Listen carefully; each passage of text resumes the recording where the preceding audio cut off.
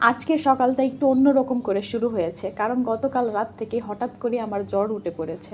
আর এখন season change হওয়ার কারণে কম বেশি সবারই নাকি জ্বর হচ্ছে। অবশ্য লাস্ট কিছুদিন ধরে আমি বাইরে যাই না, যদি বাইরে যেতাম তাহলে আমি ভেবেই নিতাম যে আমার করোনা হয়েছে, কারণ এখন নাকি আবার করোনা ফেরত আসছে।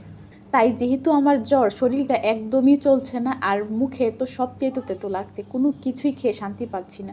ইভেন পানিটাও আমার কাছে তেতো তেতো লাগতেছে। তো প্রত্যেক দিনের মতোই আজকেও নাস্তা নিয়ে বসে পড়লাম পড়ার টেবিলে। নাস্তা করার সময় আমার পত্রিকাটা পড়তে কেন জানি না বেশ ভালোই লাগে। তো সকালের নাস্তা শেষ করে কিছুক্ষণ সময় পড়লাম। আর যেহেতু আমার ঠান্ডা জ্বর, এই জন্য আমার গলার ভয়েসটা অনেকটাই চেঞ্জ হয়ে গেছে। আর আজকের ওয়েদারটা অনেক সুন্দর ছিল। হঠাৎ করে বৃষ্টি নেমে পড়লো আর আমি বারান্দায় চলে গেলাম আমার হাত ভেজাতে। খুব ইচ্ছে করছিল যে বৃষ্টিতে গোসল করি, কিন্তু এমনিতেই তো জ্বর ঠান্ডা, এখন যদি আবার গোসল করতে যাই তখন দেখবো যে আরও একদম জ্বর বেড়ে 105 হয়ে গেছে। ছোটবেলা তো কোনোদিনই বৃষ্টি মিস করিনি, যতবারই বৃষ্টি হয়েছে ততবারই গোসল করেছি বৃষ্টিতে। আর বৃষ্টিতে গোসল করলে মা অনেক বকাঝকি করতো, কিন্তু কে শুনে কার কথা, বৃষ্টি আসছে আর আমি গোসল করবো না, এটা কি হতে পারে? তো লাস্ট কয়েকদিন এত পরিমাণে গরম গেছে, মানে আমাদের এলাকায় এটাকে বলে ঠাডা পুরা গরম। তো এত গরমের পর যখন আলহামদুলিল্লাহ বৃষ্টি নামছে, তাই এখন তো ওয়েদার ডিমান্ড একটু খিচুড়ি খেতে হয়, তাই না? তাই খিচুড়ি রান্নার জন্য নিয়ে নিলাম মুরগির মাংস। আর মুরগির মাংসটা একদম কষা কষা ঝাল ঝাল করে অ্যাট ফার্স্ট আমি ভুনা করে নিলাম। কেন জানি না আমার খিচুড়ির ক্ষেত্রে গরুর মাংসের থেকে মুরগির মাংসটা খেতেই ভালো লাগে। একটা সময় তো মুরগির মাংস দিয়ে খিচুড়ি, এটা তো ভাবতেই পারতাম না, মানে আমার কেন জানি না ভালোই লাগতো না। কিন্তু রিসেন্টলি এই 1-2 বছর ধরে মানে আমি খিচুড়ি মানে মুরগির মাংস হওয়া লাগবে, মুরগির মাংস ছাড়া আমি খিচুড়ি খাবই না, এরকম একটা অবস্থা। মানে আমি খুব এটার ফ্যান হয়ে গেছি এখন।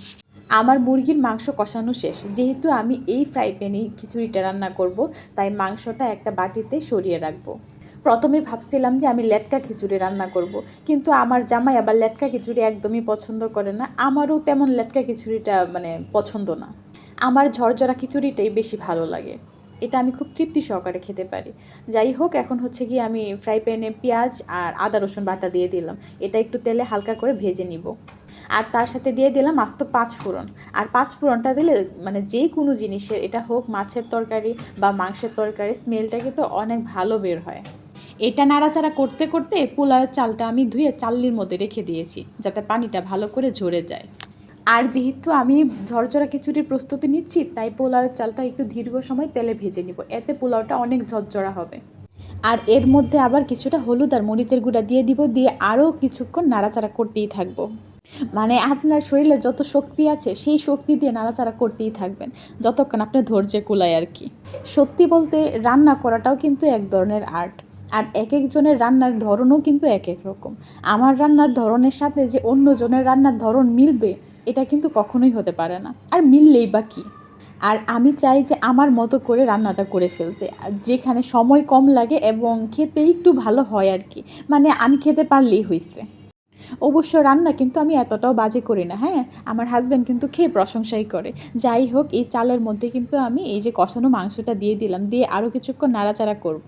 আর আপনারা হয়তো ভাবছেন খিচুড়ি রান্না করব, কিন্তু ডাল কোথায়, ডাল ছাড়াই কি আমি খিচুড়িটা রান্না করে ফেলবো? আরে না, এটা নিয়ে টেনশন করার কোনো কাজ নাই, আমি হচ্ছে ডাল দিয়েই খিচুড়িটা রান্না করব। আসলে আমি ডালটা অনেকক্ষণ সময় ধরে ভিজিয়ে রেখেছিলাম, যার কারণে ডালটা অলরেডি অনেক নরম হয়ে গেছে। এটা যদি এখনই দিয়ে দিই তাহলে ডালটা আগেই ভেঙে যাবে। তো এটার মধ্যে পরিমাণ মতো পানি দিয়ে একটু নাড়াচাড়া করে এর মধ্যে দিয়ে দিব কাঁচামরিচ। তারপর যে ডালটা ধুয়ে রেখেছিলাম এটাও এটার সাথে দিয়ে দিব, দিয়ে আরও কিছুক্ষণ নাড়াচাড়া করব।